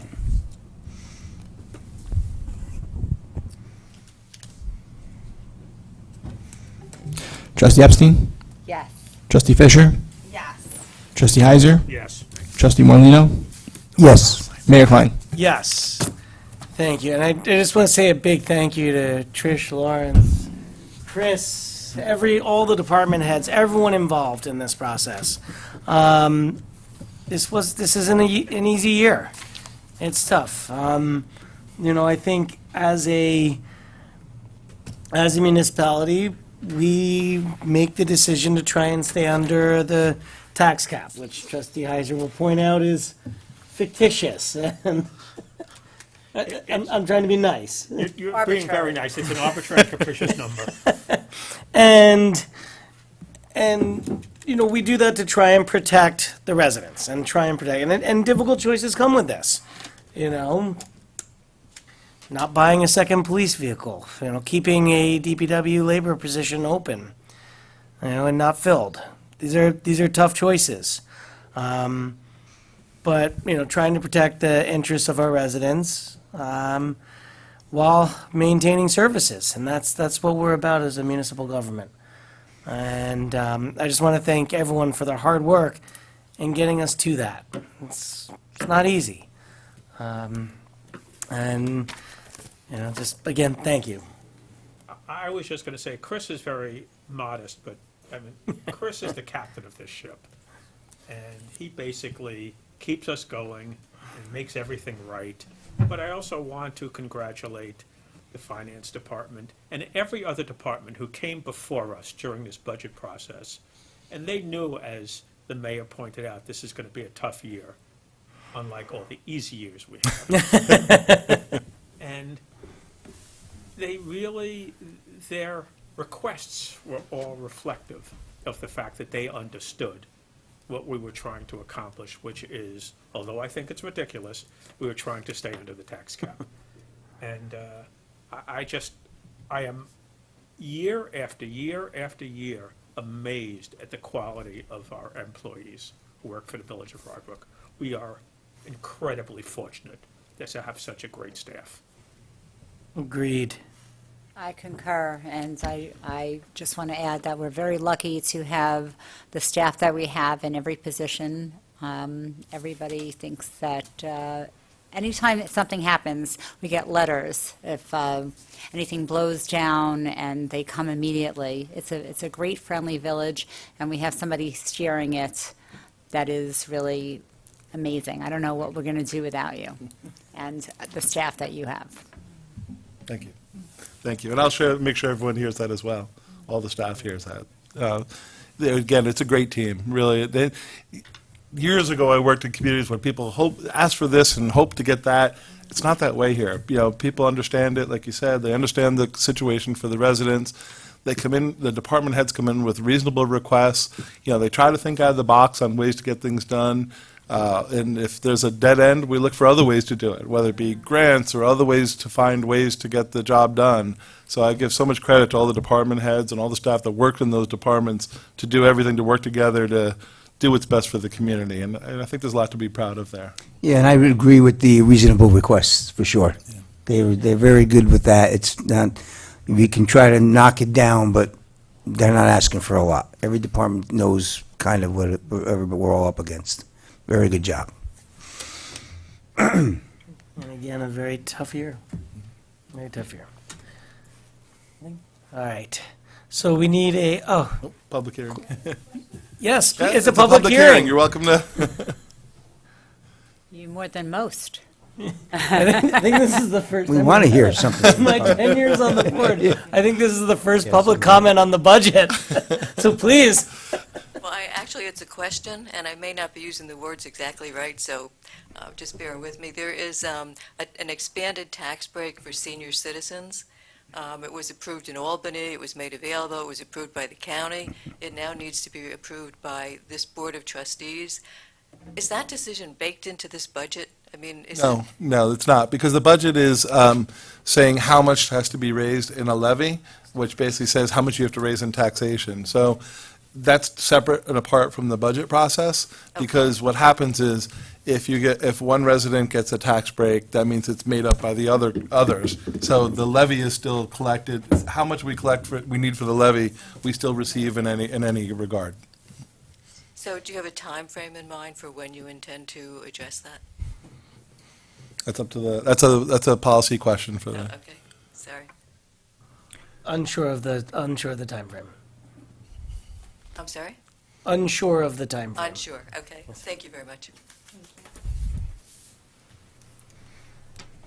Any other questions or comments from the public? All right. Can I get a motion and second to close the public hearing, please? So Motion. moved. Second. Second.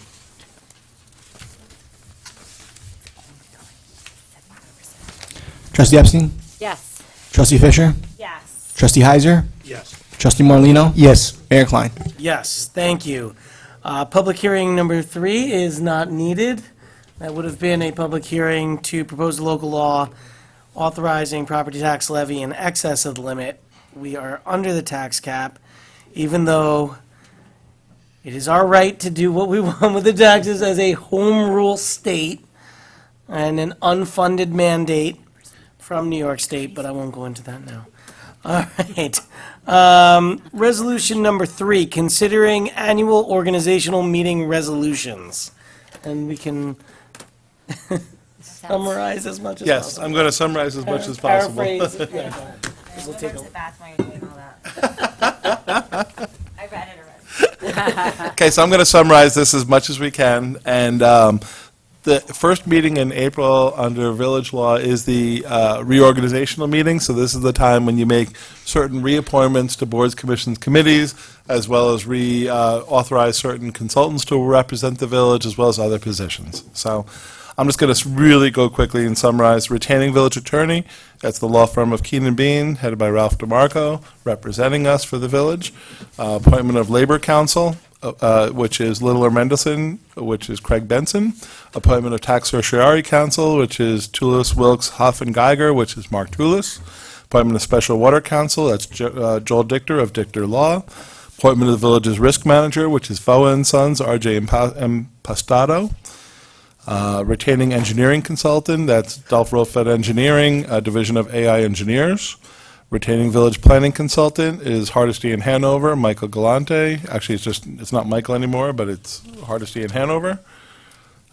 Special engineering consultant is Henningsen, Durham, and Richardson, or HDR, Architecture and Engineering, Mike Musso. Bond counsel is Fulbright and Jaworski, Randy Meyer. Auditing firm is O'Connor, Davies, Munns, and Dobbins. IT consultant for the village we're putting Dragon Tech, which is a resolution of the village later on. We'd modify this if it wasn't done, but it's recommended. Police department IT consultant is A1 Computer Services. Village administrator and clerk is Chris Bradbury. Village claims order, Judy Belkin. Village treasurer, Trish Lepre. Deputy village treasurer, Lauren Simmons. Receiver of taxes is Nick Mecca from the town of Rye. Registrar of Vital Statistics is Hope Vespia from the town of Rye. Records management officer is Chris Bradbury. Designation of board meeting nights, which is the second and fourth Tuesdays, is our regular meetings to start at 7:30 p.m. Signatories, this is where it goes through the various signatories of the village, which is basically the administrator, the treasurer, and the deputy treasurer.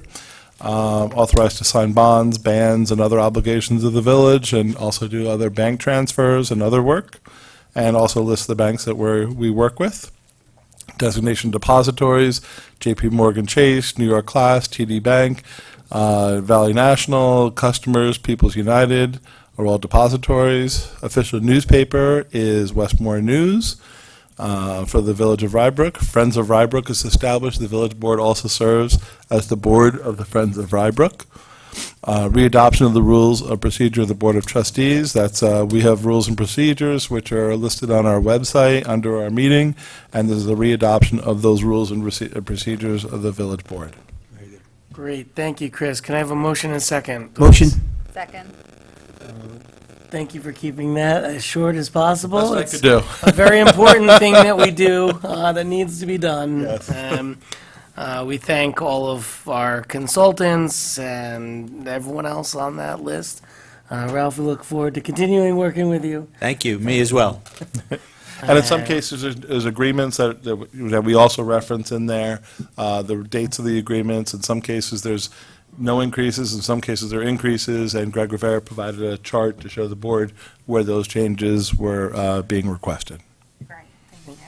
Thank you. Any questions or comments? You know, while Nope. we were praising people before, while I think we forgot to praise Greg. Yes. Well, basically makes Chris look good. Exactly. Exactly. Exactly. And Shari, too. And Shari's the Shari. other one. Yes. Yes. That's who really runs It's a everything. team effort. Everyone is. has a team. Yes.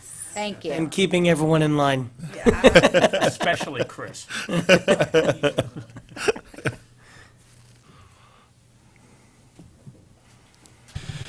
Trustee Epstein?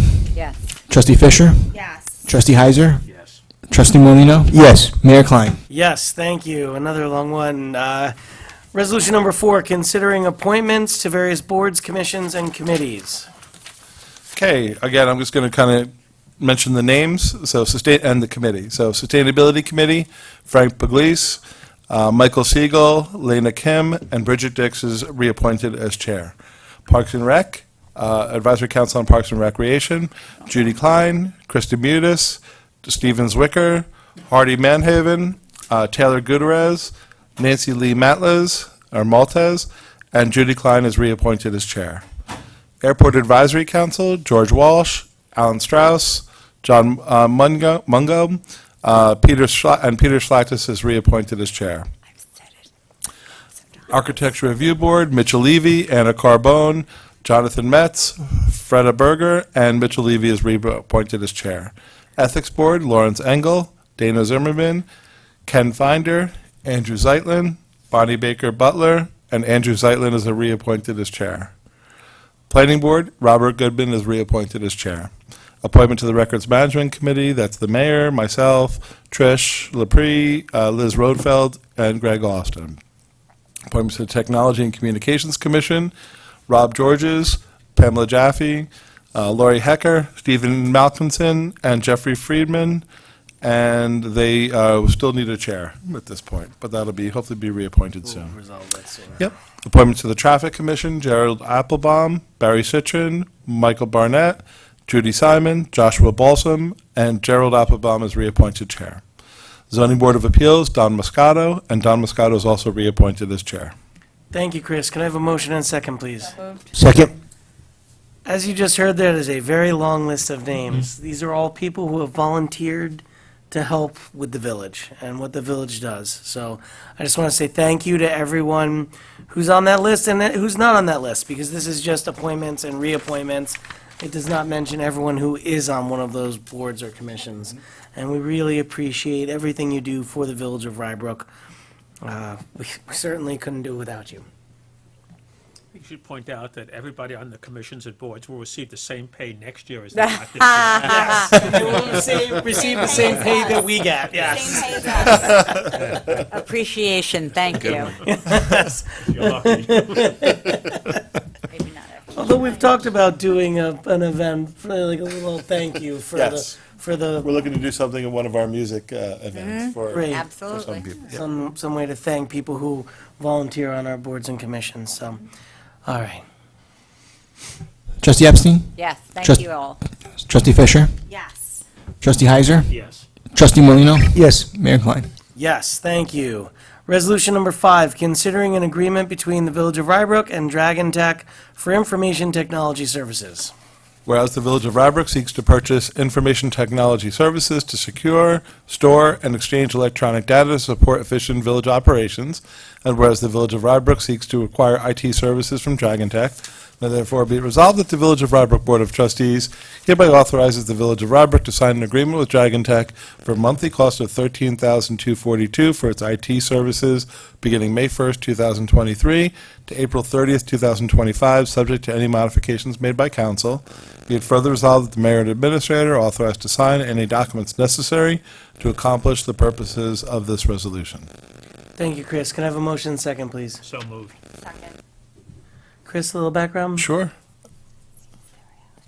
So this is a company that we've interviewed. They have, this is a company that some of the people that worked with our former IT company have migrated to, and it's also, so we're comfortable with the people that represent us on that, one individual in particular, but they have a deep bullpen there, and they can provide the services we're looking for, and it also comes with a cost savings as well.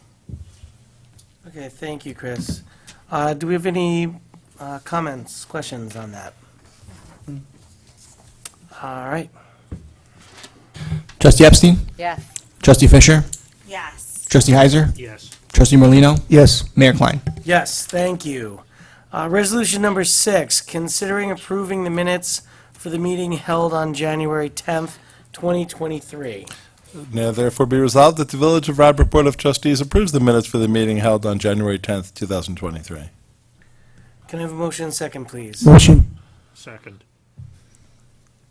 All right, I think it's self-explanatory. Oh, wait, my new thing. All right.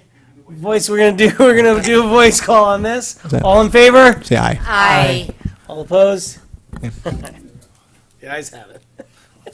Speeding up the meeting immeasurably. Let's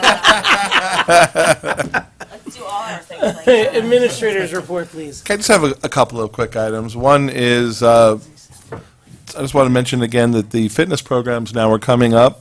April 22nd from 9 to 11 p.m. The Rybrook Fit 5K walk will be will be starting. That's the first of 2 planned Rybrook Fit 5K walks, and Trustee Epstein has done a lot to help us coordinate that, and she's working with our village staff as well for the logistics, and we received several donations, so that's right around the corner. So that's one that people can sign up on our website. We're going to do more email blasts probably tomorrow to get more information out there, and also tell people how to sign up so we can get people. Last year was a great turnout. We hope to have even better one this year. And then after that, on April 24th, I believe, it's we also have we're going to do start our demonstration for yoga and Zumba and other events. We're going to try to do that Zumba's this weekend, actually. this weekend. This weekend. Though it started, the first was April 24th. That's the kickoff walk, but he booked the Zumba for this weekend. Okay, but the demo one is which one? That's this weekend or next weekend? I think it's Saturday. I All right, asked him. so we'll clarify, but the good part here is we're trying to do at least 2 times a month from starting in April and then continuing May and June. They're going to do 2 different things, so if people want to come out and try it or haven't done it before, there'll be a good opportunity to kind of learn more about it and see if it might be something that might interest you. And other than that, Greg Rivera also asked to mention about 2 other events that he's been working with. Good evening. Before I did that, though, I'd just be remiss if I just didn't mention a couple other things. I promise it's nothing bad. I just want to thank everybody for coming out to our opening Hot Dog Day event.